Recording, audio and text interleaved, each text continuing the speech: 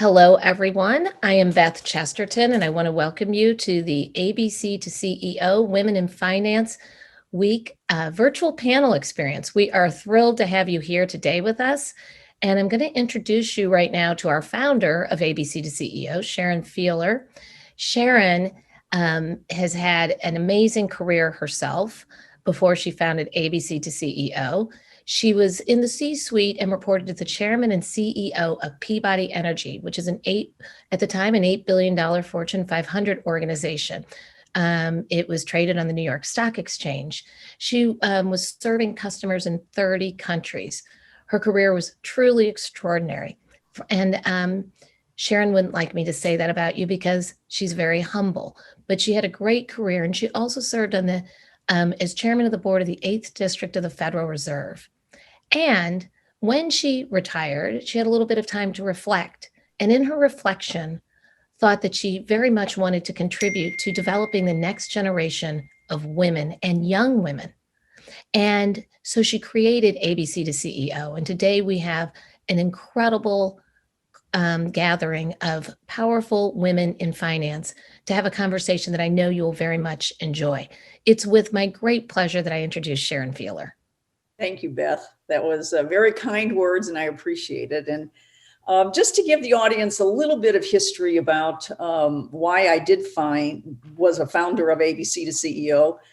I had a wonderful career. I made it to the C-suite. It was a wonderful opportunity, and I have no regrets about everything that I did. But as Beth said, when I reflected upon it after I decided I wanted to become post-career and move on to some new things, I realized that probably at a very young age, I didn't really consider all of the opportunities that might be out there. And that's why so many women that I talk to today, young women, will say to me, well, why are you focused on CEO? Why don't you just focus on promotions and getting ahead? Well, you don't think about becoming a CEO maybe when you're 20 years old or even 30 years old, but I can tell you for many people, it does start to happen by the time you get in your 40s. And by the time you get there, you may have made some wrong turns. And that's what I want to talk a little bit about. And that's why we have our panel here with us today. We don't need to all reinvent the wheel. We've got lots of women with amazing history, experience, and what I think of as words of wisdom. So we don't have to start over here. And we brought this finance group together today because I think one of the things that I found in my career that was most lacking was not having a great enough understanding of the financial aspects of the business. So we've got NOREEN DOYLE with us today. NOREEN is currently the chair of Newmont Mining, past chair of the British Bankers Association and Credit Suisse International.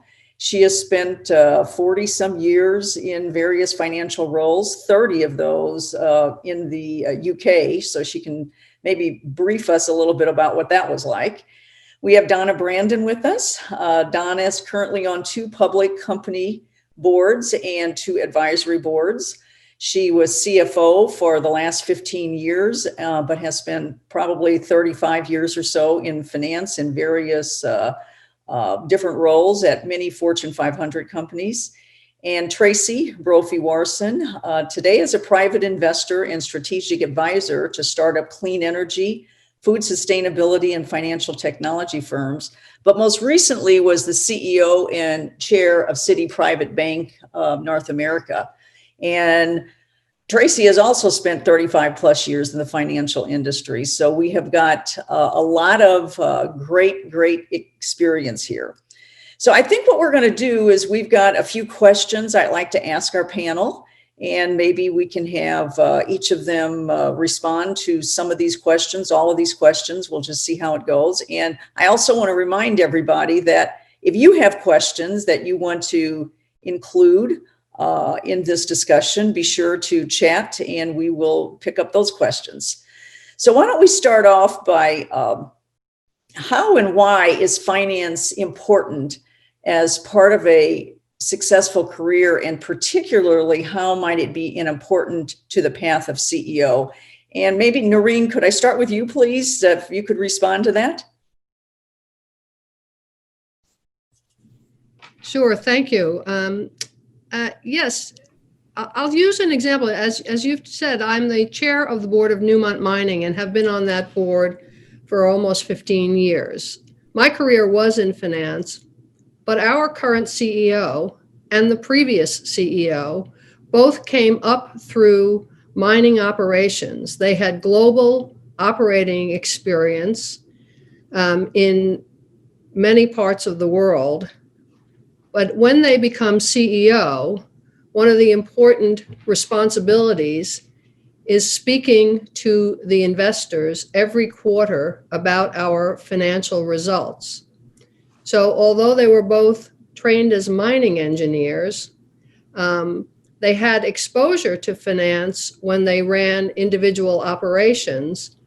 And fortunately, both have had very competent CFOs, but really the CEO has to explain to the shareholders the mechanics, the underpinning of how the financial results evolve from the operating results.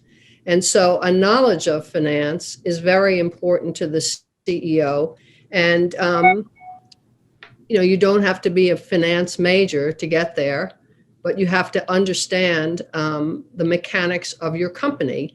And that's one reason why we tend to put not only financial experts on our audit committee, but non-financial board members attend the committee as guests and are occasionally members of the committee, because that's the best place to understand the mechanics of a business that you may be new to as a board director. Wonderful. And I don't know of anybody of our panel here. Tracy, do you have anything to add to that? That was a good description of a CEO, really how it's an advantage to make sure you understand the financial perspectives. I'm sure you saw this a lot, and you were a CEO with this background. Yeah, I think Noreen said it really well. To have that level of understanding for a CEO role is very, very important, right? It's foundational. And I would just expand, I guess, on generally speaking, a path to CEO really requires running a P&L, running a business that has a P&L, and understanding that. There's many other career paths, marketing or HR, all kinds of things. But I really believe for young women, if they can get into a business where they're ultimately running a P&L, that's a great path to CEO as well. And Tracy, you might explain, we do have a lot of young women and they may not even know what P&L means. Can you explain that? P&L, that's very important. Profit and loss, really, running a business that has a revenue stream, right? And managing the growth of that business and the revenue growth, as well as managing the costs of running the business. So fundamentally, profit and loss is, the most important part of a business, right? Running a profitable business that grows year over year. So, and I guess having more profit than loss is a good thing. Yes, absolutely. Fundamental. Yes. And you bring up P&L. I have to tell you, because my background did not include the financial, even though I did have an MBA, and granted, I did understand some of these things.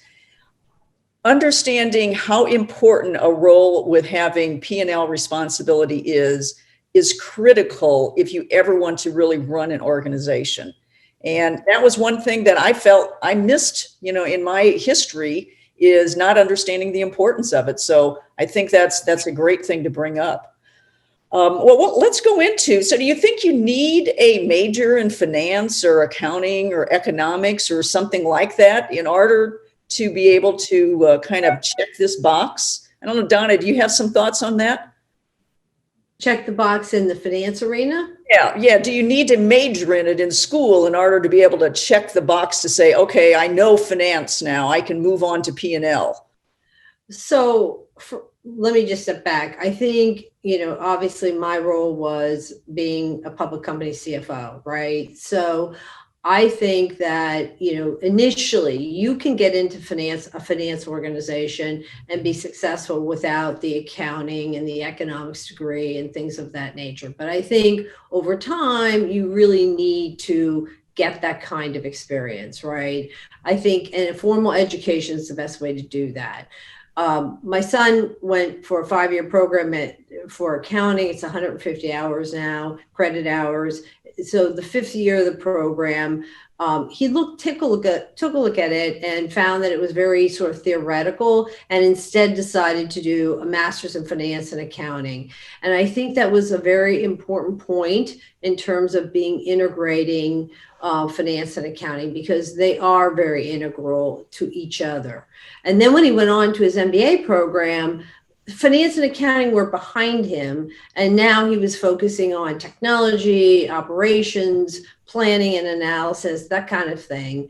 And so you need to have sort of the basic fundamentals, in my opinion, and education is the best way to do that. But what I would just say briefly is I realize and I recognize that you can't always get formal education in these areas and broaden your skill set in finance. And so what I would recommend, and I did use this all the time, it was a series of books called In a Nutshell. I don't know if you've all heard about it, but when I was at Emerson Electric and I was doing a major acquisition in an international company, I needed to become an international tax expert overnight. And I knew that I couldn't go back for an educational program to accomplish that. So what I did was I got a bookshelf in a nutshell book on international tax, read it over the weekend, and then was able to learn enough to ask the tax department questions. I wasn't an expert, but I can ask the right questions. So I really think you need to think about a progressive degree in finance, whether it's CFO or senior executive in finance, as having a broad-based exposure to a variety of different areas. And as I mentioned, I'm an advisory board right now, and I'm knowing very factually that my technology background is something that needs to be improved upon. And, so it's a constant educational process, and I'm doing that in one of 3 ways. And I'll just briefly mention it. Obviously, I'm taking classes. That's probably the best way.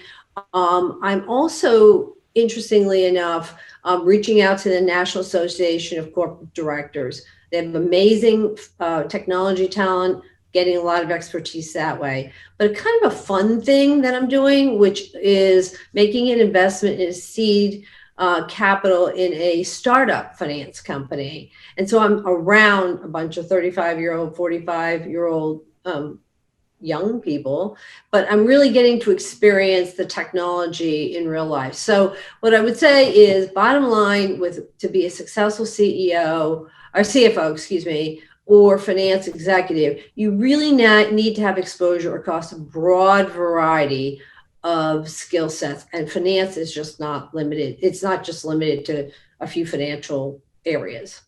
Right. It transcends many different functions with any business to do a good job. Noreen, you've kind of have a lot of different background of companies being on some of these boards. What are your thoughts about, do people really need a degree in finance in order to become a CEO? Or are you a better CEO because you have it? Or is there another way to do it? I actually don't think you need a degree in finance or in accounting to get to the C-suite in a company. It depends upon the company. I think a degree in finance and an MBA are very good screening tools for entry-level positions. But once you get past the entry-level position, a lot of my colleagues in the UK, had degrees in philosophy or literature or history. But, particularly in the early days of your career, you can spend time learning from your colleagues and then spend time, as Donna was saying, educating yourself. But, if you're in a large organization, there are broad opportunities, if you are a self-starter, to move from one part of the company to another, learn from your peers, learn from your seniors, and that helps you understand the breadth of the company. So I don't see it as a requirement. It probably helps you early on if you want the finance track to move in an accelerated pace. But long term, I think you learn just as much from doing as from studying. Yeah, and I think what I'm hearing is a CFO obviously requires probably the in-depth kind of knowledge that Donna's talking about. And CFO is a stepping stone into CEO for a lot of people. But as you said, Noreen, there's other ways to get there. And TRACEY, I think you got there through a different path. And I think the bottom line is there's multiple ways to get there, but any CEO to truly be successful needs to have some understanding of it. TRACEY, do you have anything to add to that? Well, I would just, I think I definitely did not have a degree in finance. I had a degree in French. And then my father said, that's not going to get you anywhere. So I got a degree in business administration as well. So business admin and French. Undergrad, wasn't an Ivy League school, never got an MBA. I just think it's an important point because sometimes I hear young people say, oh, well, those Ivy League people, they just get the path, right? I didn't have that. It was University of Minnesota, Duluth, and business administration and French. And then I think the rest was well said by Donna and Noreen around the learning, just getting in there and learning and, ultimately getting management responsibilities, which then taught you leadership. And then a lot of people today spend so much money on, workout coaches or classes. And how often do you spend money on yourself to refine your own, leadership skills or maybe their accounting skills, whatever, like Donna's doing so well, just kind of pursuing all these other ways to educate yourself. But I remember a turning point in my career when I did it was called Leadership in the Future. And it was not affiliated with the bank that I was working for. And everybody in the class, it was targeted to women, but they were all Silicon Valley people. And then me, this banker. But it was a 2.5-day program and it completely changed my life. So I would encourage, finding different programs outside of your school or your company that, whether they're sites like yours, Sharon, a lot of great learnings from the podcasts on the ABC to CEO site. And just there's all kinds of ways to learn and grow, but then also being in the mix there is, as Noreen said, where you learn from your colleagues. And there's nothing like experience, right? And it's hard to accelerate that part of the learning, but those are some thoughts.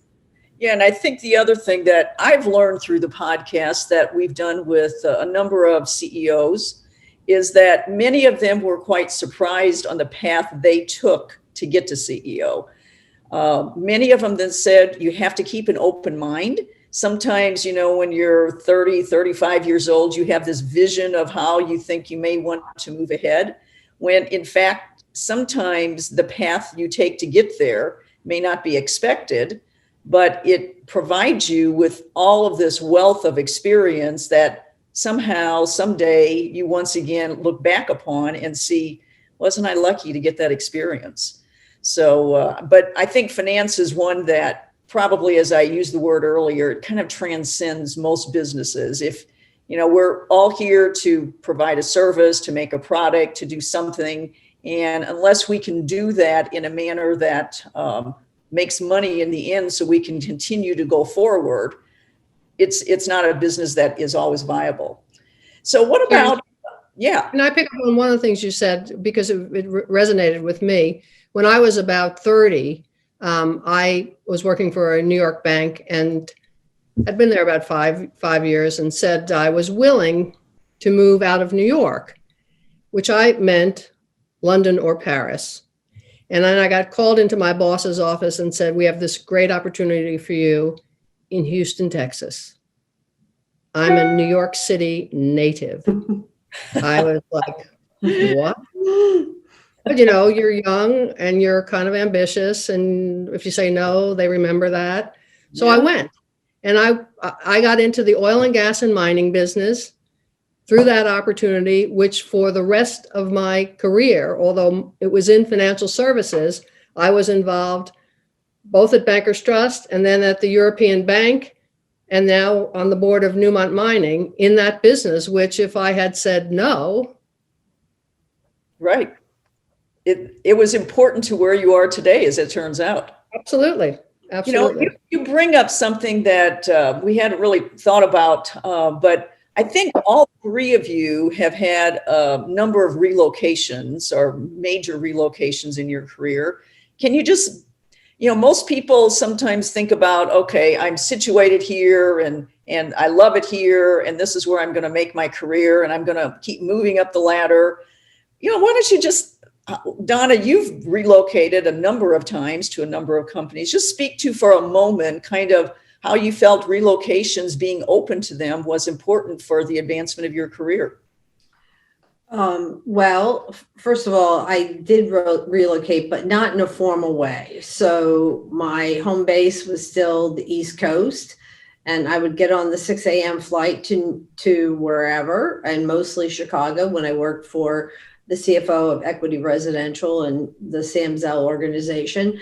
But I was home Friday night and spent the weekends at home. So, I don't know that I would put myself in the bucket of relocation as much commuting. And it was important. And I learned a lot by making those moves. And without those moves, obviously they would have slowed my career down. So there is a little bit of flexibility that you have to have in managing your career and being flexible to get on a 6 o'clock flight to get to where you want to go. So no regrets on any of those. It does get tiring, I will tell you, but well worth the experience. Right. But you did move from the Midwest early in your career to the East Coast. So that was one major move. Yeah, that was a major move. And that was somewhat more personally driven than career driven, to be honest with you.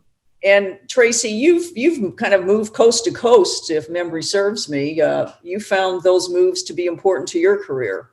Oh, definitely. I most of my career was on the West Coast, and based in LA and then San Francisco. But 2014, moved to New York City for the CEO job of the private bank in North America, and that's a pretty big life change.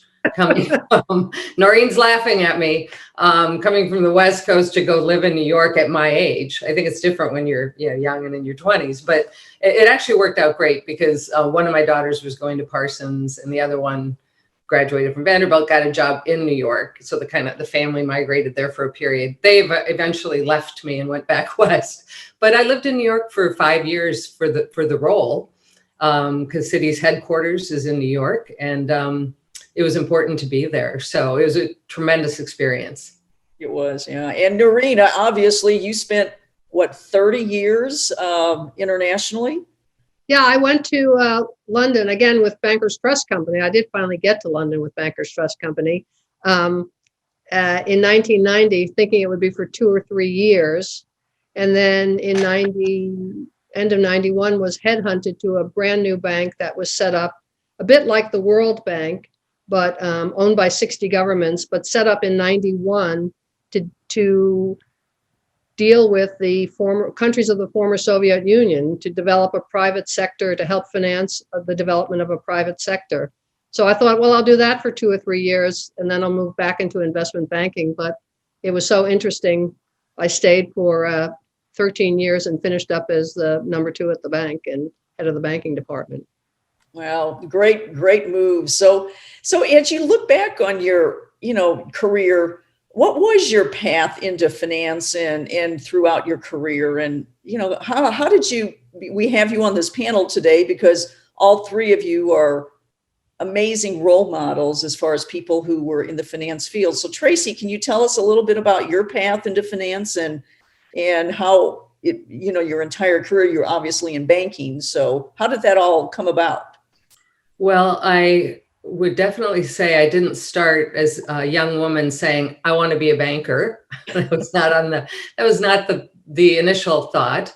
I really wanted to go into something international. So the State Department or something like that.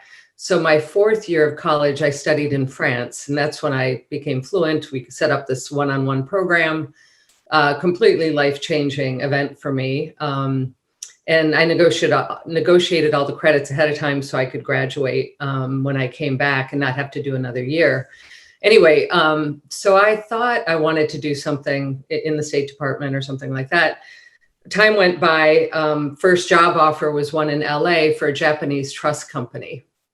Well, I needed a job. So things weren't moving along with the State Department. So I took the job with the Japanese trust company. That was in the mid 80s in LA when there was that movement of a lot of Japanese banking influence. Fantastic, really fantastic experience for me to really get into the world of banking. And I ended up enjoying it quite a bit. Started in markets and trading, and went from there into international treasury management, risk management, and then into wealth management, and then private banking. So very interesting, not exactly how I thought it would pan out. One big defining moment was when I was in markets doing very well, and some seniors asked me to go run part of the private bank for a bank. And it was a lateral move, no more formulaic comp. But I went ahead and took the plunge just to broaden myself. And I would always encourage young women to take those risks too, and men, of course, as they're navigating their career. And it just ended up being fantastic. And the other thing I'd say about wealth management and private banking is you can have a balance in your life. I think investment banking is a different kind of path that's very demanding. It's deal driven, so you can't control your schedule as much. But with private banking, wealth management, if you're working for the right kind of firm and culture, you can have a life outside work too. So I think it's an interesting path for people. Tracy, I was always surprised at how few women were in wealth management, because it does have a very, I think it is a more balanced, you can manage your time in a more balanced way. And it's a very interesting business. And I was always surprised that there weren't a lot more women. And I would encourage women to go into private banking. Yeah, if you look at the client base today, so many women are accomplished and they want women advisors. They might not want male advisors, or at least they want some representation of women in the room. So I think it's changing, definitely. And women are getting more interested in this as a career. But when we'd have analyst classes come into Citi, I would always encourage them to consider the path of the private bank versus, some of the usual investment bank channels. Right. Yeah. And, one of the things you bring up, Tracy, we have this week we're calling Women in Finance. When you think about how many different kinds of roles there are in finance, you've got, like you just said, you've got the wealth management, you've got investment banking, or you've got investment management, you've got being through the roles of CFO. There's so many different ways to get into finance in different manners. Donna, why don't you talk a little bit about your career and your path into finance, because you were a major, I guess, in accounting, or what was your major? So my major was in accounting, but when I came out of school, I knew I wanted to be a CFO for sure. And so that was my starting point. And I thought about my career in somewhat of an analytical fashion. Surprising, I guess. Stage one was really what I called the checklist phase. And what I did was, and this was really, it turned out to be a great experience. I went through all the recruiters, and all the recruiters do this, Korn Ferry, Spencer Stewart, Ferguson Associates, probably one of the biggest ones, puts books out about what it takes and what they're looking for in hiring a CFO for a publicly traded company. And I'm like, this is amazing information. So from that, I developed a checklist of all the things I needed to accomplish in order to be at least considered for a CFO down the road. So what I did was lived my career by this checklist for the most part. And I would tell you, corporations, and Sharon, you know this better than anybody, is they tend to try to silo you, right? So you come in, senior accountant, we're going to promote you to a manager, we're going to give you more money, and director, we're getting more money and give you options. And they sort of force you sort of the siloed approach, where when I developed this checklist, what was very clear to me is they wanted a broad diversity of experience. And that meant moving around to different areas. So as I was trying to be pushed up through the organization, and maybe you were one of these people, recommending my promotion, I resisted them and resisted getting more money to get a broader exposure to experience, which was tax, finance, M&A, FP&A, and all the critical areas that I felt were, and what the recruiters were telling me were critical to be a CFO. So I did that. So phase one was all about the checklist. Phase two came to more leadership style. And what did I mean by that? What that really does is understanding your own self, but also understanding, and this takes a little bit of a difficult assessment of yourself, your strengths and your weaknesses, right? And we all have them. And when you start to manage people in your 30s, you really have to think about the team that surrounds you. And not only people that, supplement your strength and weakness, but also the strength and weakness of the team itself. So why is that important?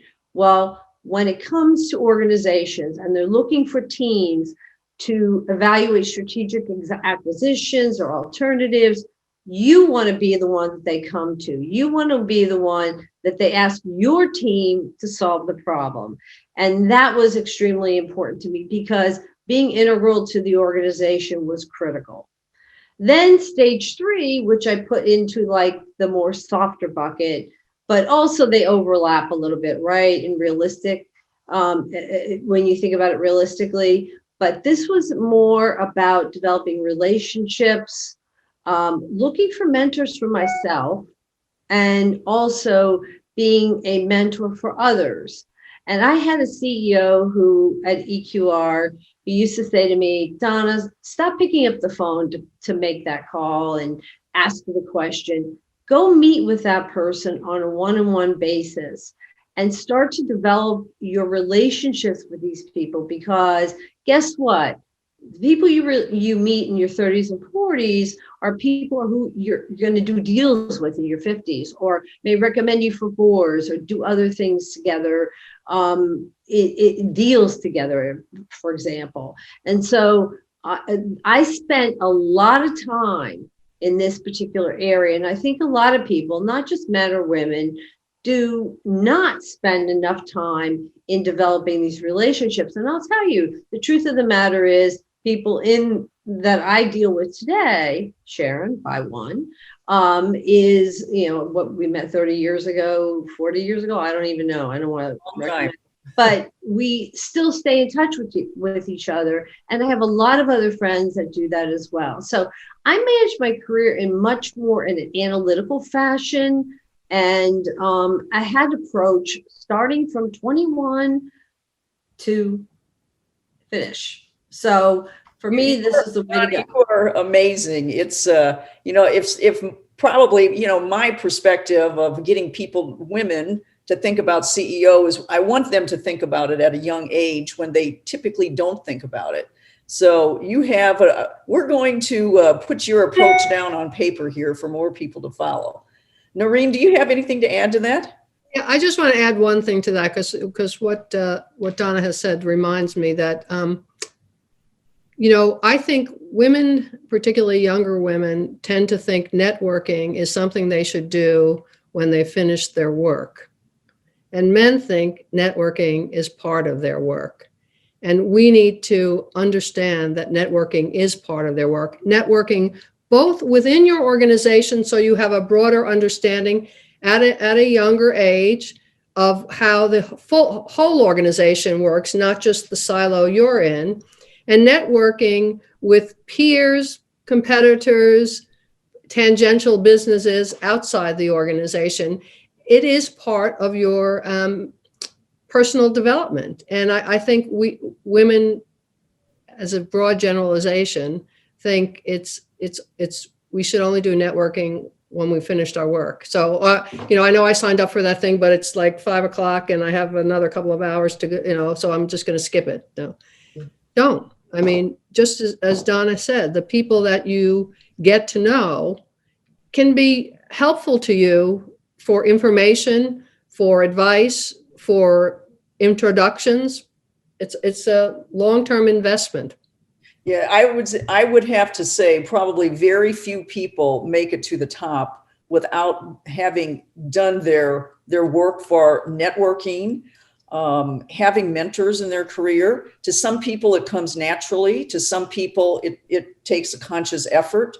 But making it happen is important to probably every successful career. Yeah. What Sure. about, yeah, Tracy? I was just going to add, to emphasize the point, building relationships is so important, and the networking component's great, but I think building relationships within your own organization. There was an interesting white paper years ago about why women didn't move up as much. And a lot of it was because they kept doing, they were doing their job. And as Noreen said, if there was a, cocktail event at 5, oh, nope, I got to finish my work. And versus, stepping back and using some of that energy and time to build relationships, because people promote at the end of the day who they like. The skills are important, all of that's important. But if they see, somebody that just isn't relatable and is out there, there's no human connection. So I think to the extent you build relationships, it's so important. And the seniors often want to be mentors. They want to support people. So don't be afraid to, ask for that and build those relationships. And just in terms of large organizations, as Tracy said, in the promotion discussions, because I've been in them, if your boss thinks you walk on water and proposes you for a promotion, if there aren't a few echoes around the room of other people who know you from the gym or worked on an ad hoc project with you or served on a committee with you, if you don't have that echo in a big organization, it's much harder to get promoted. So I think that's exactly, Tracy, I agree totally. Yeah, and having sat, as probably all of us had, at the table when you're doing employee development activities, the more people that know who we're talking about, and particularly if you're doing a great job, the more support you get, it does amazing things to your career. So I'm glad we had a chance to talk about that. Yeah, and if I could just add one more thing on that. Sorry, this is a passionate part. I think just to emphasize, when we would do managing director promotion discussions, we would sit around the table in London, and the question would be, does everybody know this person? And maybe there's 14 people at the table. So literally, and if only 2 did out of the 12, then sorry, come back next year for this candidate. Okay, so it's that important. Yeah, good advice for our audience is the networking and finding mentors, and it doesn't just fall in your lap. You got to make it happen. So being proactive there. So let's just let's kind of change gears a little bit. So did you find anything surprising about your career in finance that young women today might say, "Oh, I didn't know that"? Is there any little piece of knowledge you want to kind of share that you found surprising about your career? I don't know who has kind of an opinion on that. So maybe it's not surprising, but if I had one thing to do over, I would have had an infusion of self-confidence in my early 30s. And I discovered later in life that you can actually develop confidence by practice. And it's a bit like acting. If you project confidence, even if you don't feel it, it begins to be a comfortable state. It's like learning public speaking. The first time you do a big speech, you're really nervous, but the more public speaking you do, so the more you project confidence, the more confident you will become. And that projection of confidence is very important to moving into senior roles. So if I had one piece of advice to women in their early 30s is pretend you're confident. I mean, I know it sounds kind of weird and you'll feel uncomfortable, but if you project confidence, you will become confident. Right. Right. I used to advise people just in general all the time. When you go into a meeting, sit someplace. Now, don't take the seat of the head person. Make sure you don't take that seat, but sit someplace where it shows you want to be involved. Look, sit at the table like you want to add to this conversation. And you Donna, belong. pardon? And you belong there. And yeah, that's right. And you do belong. You were invited for a reason, so make use of it. Donna, do you have anything about a surprise in your career in finance that you'd like to share? Yeah, I mean, listen, I don't want to sound arrogant here, but I did have a little element of confidence in my ability to succeed in finance. And so maybe internalized more than anything, but it made me invest in my career every step of the way. So going back to, having a family, I made sure I had all the right resources to help me get where I needed to go. And in some cases, I was actually paying more money out than I was actually earning on a weekly basis. But for me, I looked at it as an investment in education. In every step of the way, we talked about the siloed approach versus the individual.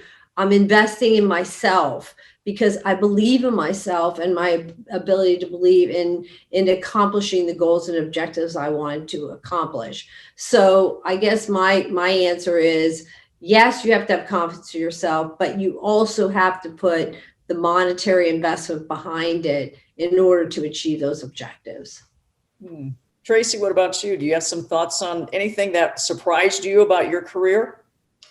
Well, I love the comment about confidence, and I wish I had more of it when I was 30 as well. And that's kind of back to that point about how do you accelerate experience, right? Because experience can bring you confidence. Exactly. I also believe you could fake it until you make it, right? And I think men, for some reason, and I hate to make these category, broad stereotypes as well, but have more confidence. They just believe they belong at the table, and we don't always, so I think it's sit at the table, use your voice, project confidence.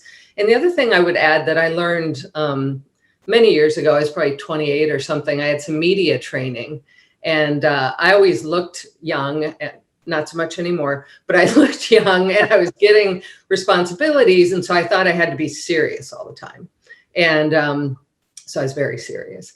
And this media coach had me tell a funny story, and she videotaped me, and she said, "Do you think you looked any less intelligent because you were smiling?" And I was like, wow, I didn't, And so the warmth component, like being yourself, allowing your warmth to come through, some of that's, feminine energy. I think that's another magic ingredient that I learned, and people want to be around people like that. And that, in fact, helps you build relationships as well. I one time had a CEO who tell me that one of the things that it was actually a male, he observed, is when roles became open within an organization, he would be getting the calls, the knocks on the doors from generally men. And he asked me, he said, why am I not hearing from women? Well, I think generally women want to make sure they're 100% qualified before they raise their hand. And it has to do with this confidence factor. Lots of times you don't know the whole job before you assume it, and don't think you need to know everything before you raise your hand. And I think it does have a lot to do with confidence. Men are much more likely to raise their hand. And that's what hopefully what we're doing here today is helping women see you can do this. Sharon, I refer to it as the 80-20 rule. Women, when they look at a job specification, if they have 80% of all the qualities that are listed, will self-nominate. Men will self-nominate when they have 20% and figure, I'll learn the rest on the job. So we have to have more confidence and take more risks on ourselves. That's right. And you will learn things on the job. You will. Yeah. And the one last comment I would make, Sharon, is women don't do as much of a job in supporting each other. And we need to do a much better job at that. And I have seen men support each other throughout their entire career, but women don't step up to the plate and fight to hire that woman into a consulting role or whatever the role may be, an educational role, whatever the case may be. But we don't do enough of that. And I think we get caught up in the world that we're working in, but we need to take a little bit element of our expertise and focus it in on helping each other out. And, I stress that over and over again because, we I don't want to say we fail at it, but we don't do the job that the men do at it. It's a very good point. Yeah. I think all of this, is information that's helpful to us because we know it today, but hopefully our audience here is hearing some things to help them. Beth, do we have any questions from the audience right now? We have so many questions, and this conversation is incredible. And there's a lot of chatting happening on the back channel. I'm even receiving texts. One of the people has asked, and you're sort of answering this already, how is it great to be a woman in business? What are the advantages? If anybody wants to chime in on that. Another question is, what are the efforts that you've made or that you think can be made to bring people of color to the table? And then we have a couple of very specific career questions. So I'd love to take the one about people of color. Can I take that? Sure. Yes. And I also see this, I just want to emphasize, I love this from Haley. She thinks that the idea of women helping women is changing and more women are helping each other. And I totally believe that. I think the generation, older than us, it was such a challenge to get to the top that you kind of wanted to keep the job and keep everybody up. But now it's different. I think more and more women are in senior roles and helping each other. On how do we help women of color sit next to us? I thought it was a beautiful question. And I think kind of to Donna's point about mentoring, when I was at Citi, I was really proud to mentor a few women that were up for managing director. And they were Black women. And it was so satisfying and exciting to mentor them and to have them believe that they did indeed deserve these promotions. And it was so fun because, it kind of broke through, right? And so now more and more women are moving forward. I've always been a supporter of diversity and inclusion and created the diversity committee at the private bank. And we really focused on, building a healthy culture where everybody respects one another. Everybody's got the same opportunities as long as you work for it, you earn it. And it really, I think that was one of the, proudest parts of my career is, really instilling that culture of equality and respect and that everybody can move forward. And then people did and broke through. So it was quite exciting. And I think we can all do more of that. And I think just talking about it at the senior levels, at the board level, at the CEO level, talking about improving the opportunity for Blacks in America to have senior career opportunities. I think we've had more progress in women on boards and women in executive positions in the last 3 or 4 years than in the previous 35 because we started talking about it. In the UK, it became a government private sector initiative to put more women on boards, and the government kind of put its shoulder, and the private sector responded because the proposal was set targets. And I'm not a believer at all in quotas because I think they undermine the women and they backlash the men. But targets with the threat of quotas seem to be a really useful exercise. But targets that you publish externally and internally, whether that's for diversity, gender diversity, or ethnic diversity, targets that you project, you communicate internally and externally, and you measure every year. It takes 6 or 7 years to change the mix. Right. But if you work at it, and I know we have done that at Newmont for the last 7 years, we've been working on diversity. Mining is a pretty male organization, industry. but having targets, measuring them, communicating them, and with a CEO who's totally committed. And, the first 10 years, we had no women on the executive committee, or first 8 years I was on the board. But the CEO who arrived in 2012, in a year, found a female CFO, found a female head executive vice president for sustainability, and a female chief of communication. And the fact that we went from an all male, all the 90 years executive committee to a 3 women out of the 10 just reverberated through, because he believed and demonstrated. And as you said, there's nothing like a target for business people to try to go after. People do what they're measured on. Absolutely. I mean, we can talk about it all we want, but until we know exactly what we're going to be measured against, it's. And I can tell you from my experience in the financial services business, it was only about 2 or 3 years ago that diversity showed up on the executives' compensation scheme. They talked about it for 10 years, but I would say maybe 3 or 4 years ago, it kind of got into their comp. There you go. And there's that great saying, what gets measured gets done, right? Yes. Exactly. And I think, Noreen, you're talking about the 30% club in the UK, right? Yes. Yeah. Yes.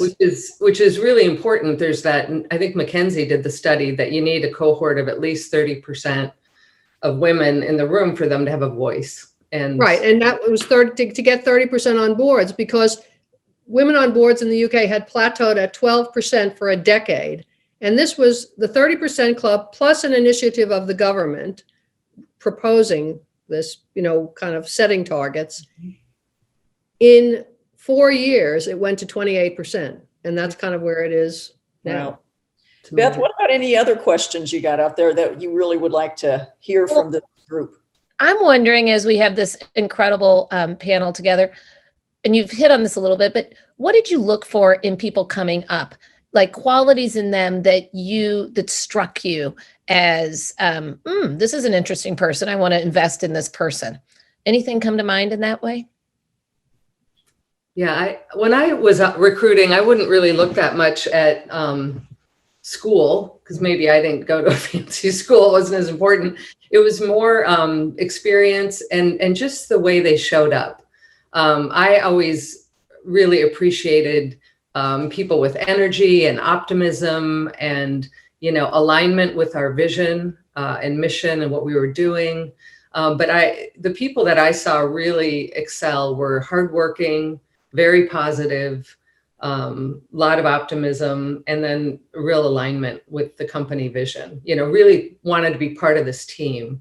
And those were the people that I always enjoyed. Those were the attributes, I would say, that I would look I would agree with that, Tracy. I would add one more. I think optimism is very important, and curiosity. People who are curious not only about their content, but about the organization, about the industry, about the area they're working in. Mm-hmm. Fantastic. Donna, you have anything that you look for in people that are going to be working on your team? Yeah, I do. Obviously, intelligence, tenacity, hardworking.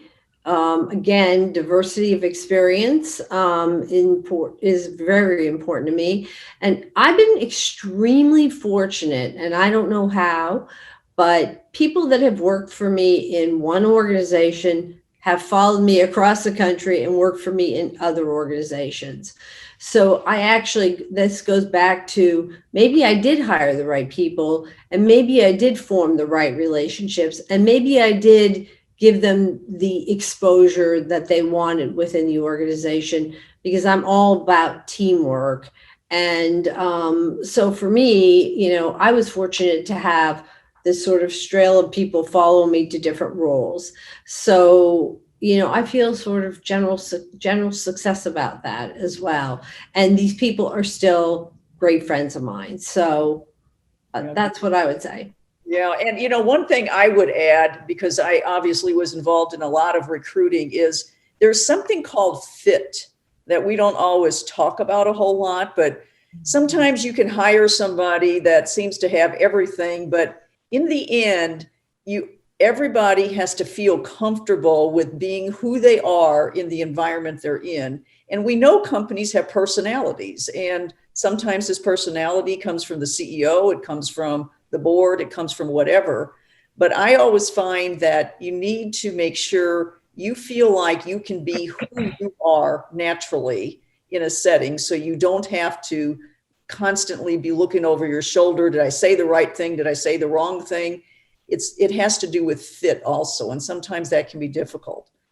Beth, what else do you have there that we might want to I'm looking at 4 very accomplished women here, and you all have had such tremendous success. And I ask you, what inspires you today? What kind is it? And you're still very involved in making an impact. What inspires you, or what moves you, or what impact do you want to make? So I'm towards the end of my career. I will retire from the Newmont board. I'm very interested in girls' education. I sit on the board I went to a girls' Catholic high school and girls' Catholic university. And so I am interested in promoting women's education and encouraging women to take opportunities that they probably didn't think they had, or they didn't think they had it in them. So that's where I'd like to spend my time when I'm out of the corporate world. Fantastic. Tracey, you have anything to add? Sure. I mean, for me, I'm really focused on aligning to companies with purpose on solving the world's problems. But my 2 biggest areas of focus are equality. And I love the country's focus on racial equality. I would just broaden that to equality, because I think there's still work for women to be treated equal in our country. So equality and climate change, those are kind of my big areas that I'm focused on today. And how can I make a difference? But on the topic of equality, it's how do we lift everyone? Yep. Yeah. Donna, what about you? Is something on your mind? Something definitely about equality and diversity and is critical, but honestly, I still love to work, and I work pretty close to full time. So right now, that's what I enjoy the most. I enjoy the intellectual stimulation and, doing things that you ask of me and others on the side, but really working hard and still continuing to be in the game, if you will. Right. Sharon, there's one more question if we could ask it.